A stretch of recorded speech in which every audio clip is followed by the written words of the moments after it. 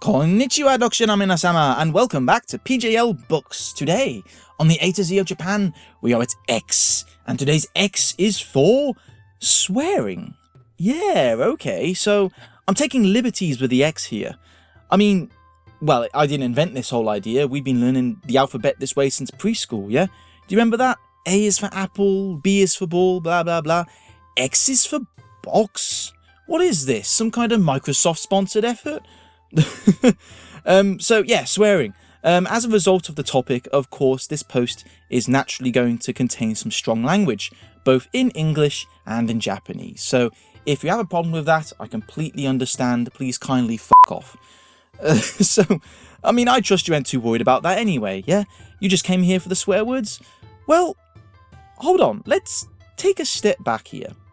First things first, there are what you could call naughty words in Japanese, but they aren't seen in the same way in Japan. Why? Well, despite what you may have heard, it's not that the words don't carry the same meaning in Japanese. I mean, the word kuso means shit in exactly the same way that we know it.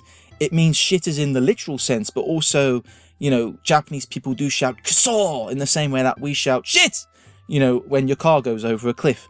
But it does have the same kind of impact, and yet it doesn't really have the same weight to it. But why is that? Well, to know that, you have to look at the Japanese language as a whole. I mean, this is a language with a comparatively narrow range of sounds, right? There are 46 letterings in the kana.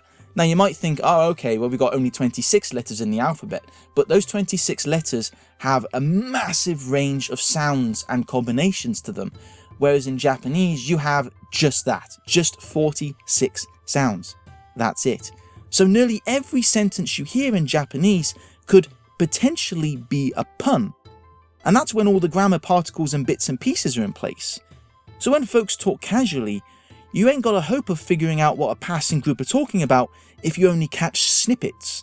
I mean, what if you heard baka, which means idiot or fool, when what they were actually saying is bakari, which means approximately?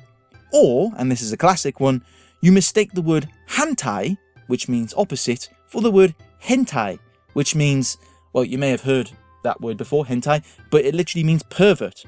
Now that could land you in a whole heap of trouble if, for example, you mistake someone who is telling you that the bank is opposite approximately the station.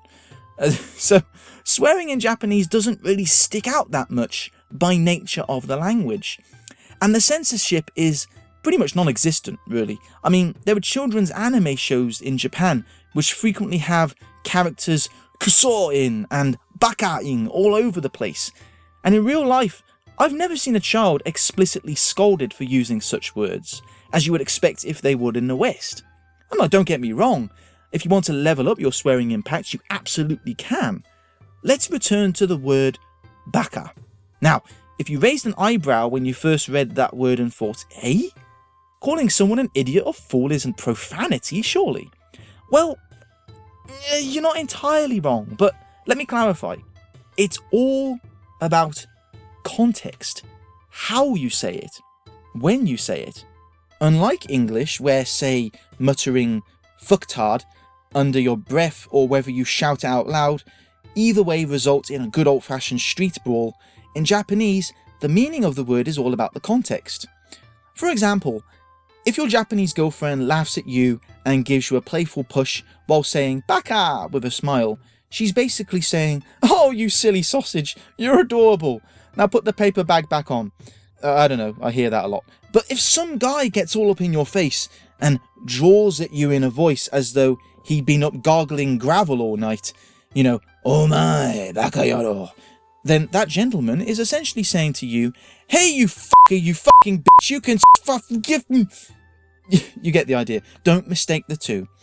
But for those of you who are still thinking, yeah, alright, this is all lovely, now give me the darn swear words, stop and think for a moment.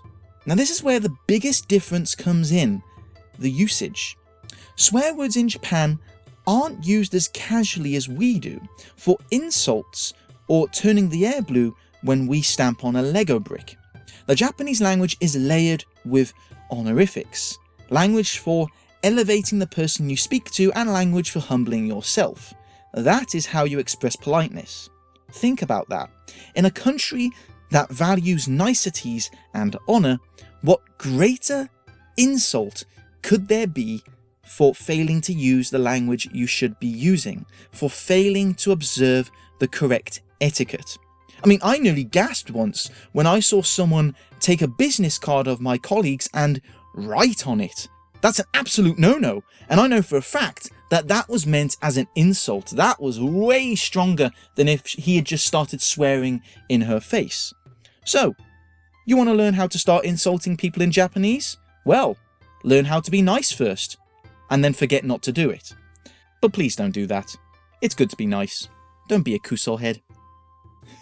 And that's it for today's A to Z of Japan. Thank you very much for listening, readers. The written version of this is on my blog, the link of which is in the description below, along with all my other blog posts, website, and links to social media. Thank you very much, and I'll see you next time. Bye bye.